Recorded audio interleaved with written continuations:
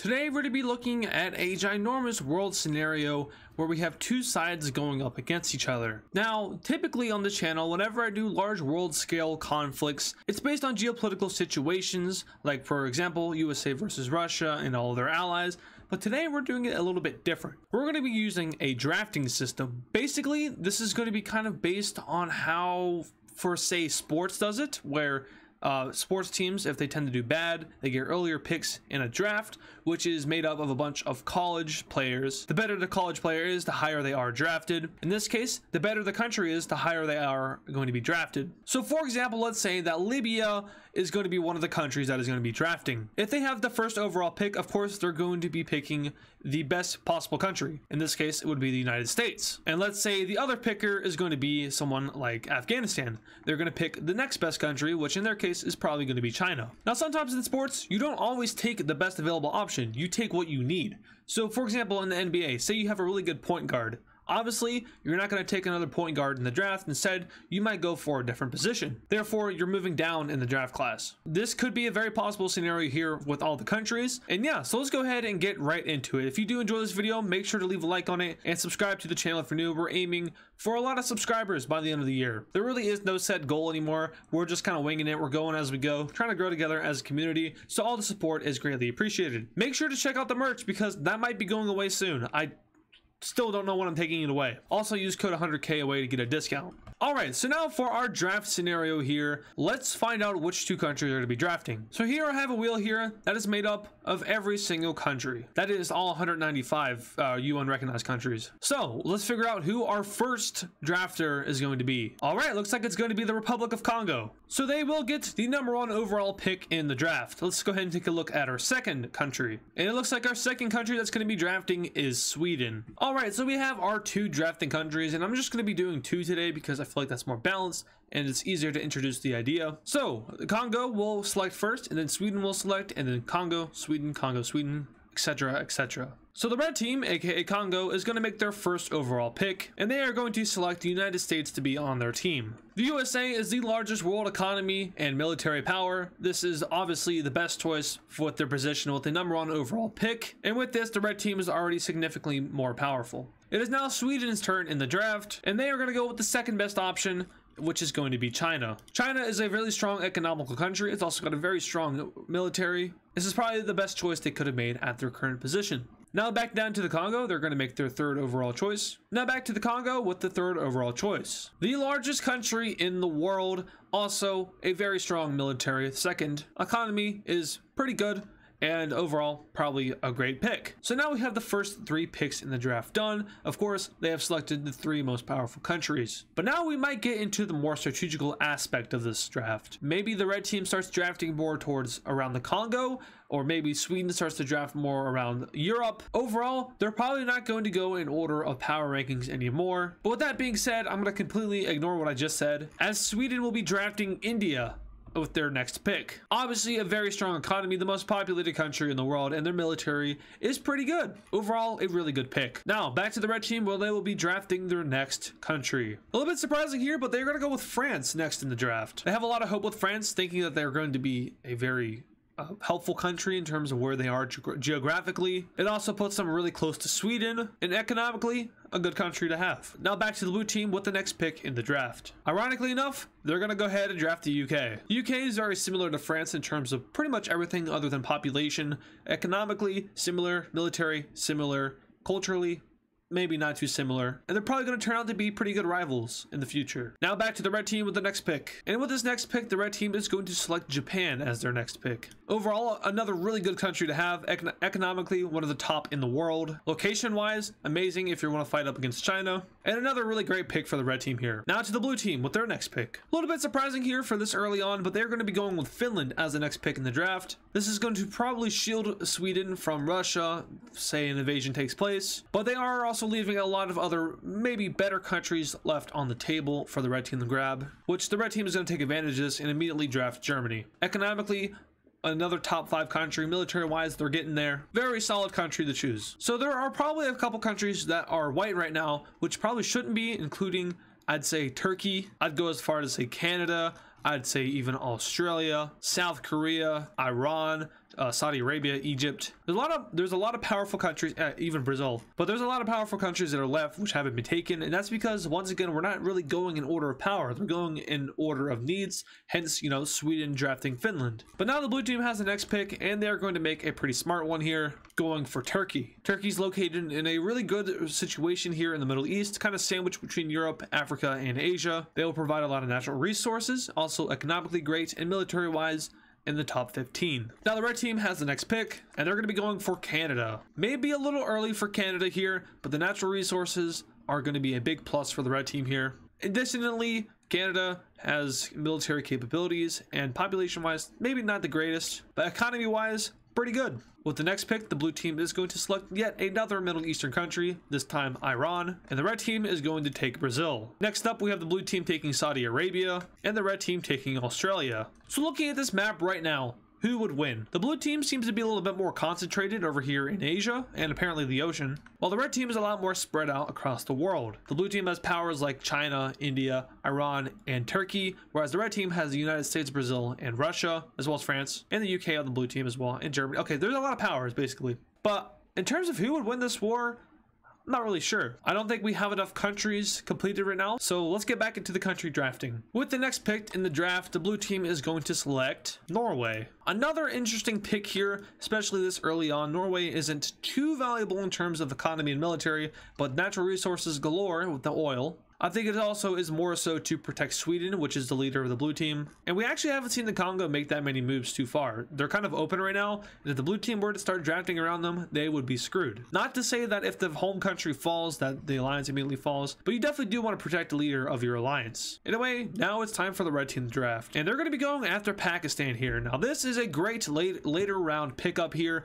Pakistan has a lot of values, including of course their military, but also their geographical location wedged in here between China, India, and Iran. Having Pakistan go over to the blue team would be a pretty devastating loss, as that would connect these guys all up. And of course you could never have India and Pakistan on the same team. So in order to kind of do the same thing that the red team just did to the blue team is going to select Mexico with the next pick in the draft. Economically, meh. Military wise, meh. But geographically, they are right south of the United States and will serve as a great distraction should a war ever break out. The red team is going to continue to kind of pick up these late round steals, including South Korea, another very strong country economically and military wise. Kind of surprised the blue team didn't pick them up instead of like Saudi Arabia. Well, Saudi Arabia's got all the oil, but I think I would have probably taken the Norway draft pick and used it on South Korea instead of what they did. But nonetheless, we have South Korea going to the red team, which means the blue team is up for the next pick. And with the next pick, the blue team is going to go after Egypt. Now, this is also a great later round pick. Egypt controls the Suez Canal, and if you have control of that, you basically have control of trade between Europe and Asia. It's also located over here in the Middle East, which the blue team is taking a majority of. So a big advantage there for the blue team. Next up, we have the red team going ahead and drafting Italy. Italy has a lot of Mediterranean coast down here in Europe. Economy-wise, fairly good. Military-wise, fairly good. A nice pickup here, but I think there's probably more strategical countries which I would have rather picked up if I was the red team. The blue team is now up, and they're going to make their next pick be Argentina. A pretty good pick for this late in the draft. Argentina provides a lot of benefits, such as a footing over here in South America, being the second largest country in the continent. Of course, their military is fairly good, economy fairly good, and it will provide a good distraction for Brazil. So a nice pickup there for the blue team. The red team is now going to go ahead and draft themselves an African country, and this country is going to be none other than South Africa. A very similar country to Argentina in terms of placement in the draft. Provides a lot of benefits for the red team and a footing in Africa. The blue team is now going to go ahead and take Spain. Now this will provide a distraction for France and Italy, and a pretty good pick if you want to kind of use your geographical location to your advantage. Now the red team is going to get an absolute steal right now. They're going to be drafting Indonesia. Kind of a wonder how they fell this far, but it's an amazing country in terms of pretty much everything about it. Population, economy, location. It's a great country and an absolute steal for this late in the draft. The blue team will now be going for its next country, which is going to be Poland. And with that, the red team goes for Ukraine, the blue team takes North Korea, and the red team surprisingly takes the DRC. The blue team takes Algeria, and with that, we have the red team taking Morocco. And now we've probably gotten some of the more stronger countries out of the way. We have some of the mid-tier countries left. There's probably a couple strong ones that are left, like Greece, for example, which probably should have already been taken. But nonetheless, there's a lot of white countries remaining, and from here we're gonna go ahead and skip ahead. At this point, it's more of filling your needs instead of picking the best overall or picking the best geographically overall. So let's skip ahead a few picks. Alright, looking at this map now, we can see it's a lot more filled in, and a lot of the remaining countries are just kind of meh countries. Like, oh, they're late round, you can kind of pick them up, hope they do well. If not too much big of a risk since it's so late round in the draft. But the two teams have been selecting like crazy. We can see that there's been an all-out battle over here in the Middle East, and it looks like the blue team definitely won that part of the draft. In South America, there's been a lot of back and forth, but I think the red team has the upper hand here, having Brazil and Colombia as well as Chile on the same team. The blue does have a pretty good counter though, having Argentina, Bolivia, and Peru. In Southeast Asia, we've seen Vietnam and Thailand getting drafted. The Philippines went to the blue team. In Europe, we had some stuff going on with Greece, Bulgaria, and Romania, as well as Belarus. Portugal got drafted to the blue team. Libya went to the red team. And the rest you can probably see right here if you pause. So how does the rest of this draft pay out? Because like I said earlier, there's not that many valuable countries left. I think for the blue team, what you probably want to do is more solidify your grip in Europe here. The red team has a lot of the powerful countries in Europe, so I'd say go after maybe some of these Balkan countries. The red team, I'd say you want to probably get some Asian countries because the blue team has a majority of the valuable areas of Asia. You could probably try to pick up there's really not that many valuable countries in Asia. I'd say Taiwan would be a good steal. You could go for Myanmar in terms of like geographically. Bangladesh, definitely go after Bangladesh. You might want to try to recover up the Congo a little bit more down here in Africa, but you can definitely do that in like later rounds. And for those of you who aren't really familiar with the drafting process in sports or other stuff, basically when I say round, I mean turns. So red team, blue team, round 1. Red team, blue team, round 2. Red team, blue team, round 3. If there's more countries, obviously there's going to be more picks per round. So it would be red team, blue team, yellow team. That's round 1. And the red team, yellow team, blue team. That's round 2, etc., etc. So basically every turn is a round. So let's go ahead and go a little bit further. All right, we're even further into the draft now, and there's really not that many countries remaining. We can see that countries like I don't even remember, to be honest. South America is basically filled up except for these guys. We have the red team getting Panama, which is a pretty good steal. They also managed to get Taiwan, pretty good steal. They got Malaysia. Who else? They got Oman, as well as some of these Central African countries, and a lot of the southern ones too. In Europe, we can see that the blue team did exactly what I thought they should do. I'm talking to myself basically, but the blue team drafted a lot of Eastern European countries.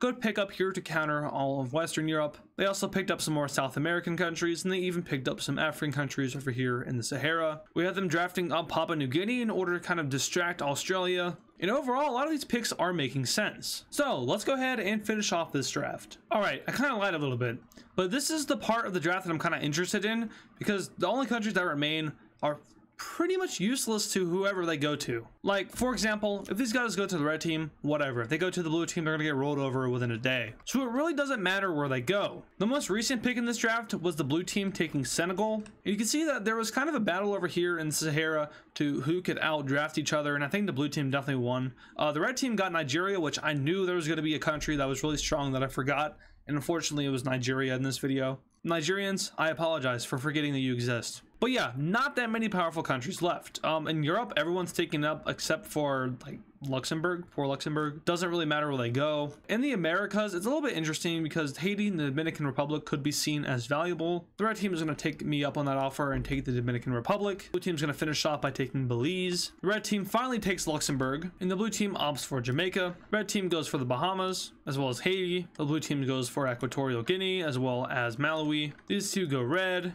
These two go blue. The red team takes Guyana. Blue team takes Djibouti. Red team takes Suriname. Blue team takes Lesotho, and the red team takes Eswatini. Whoa, Eswatini. So that's basically all the countries.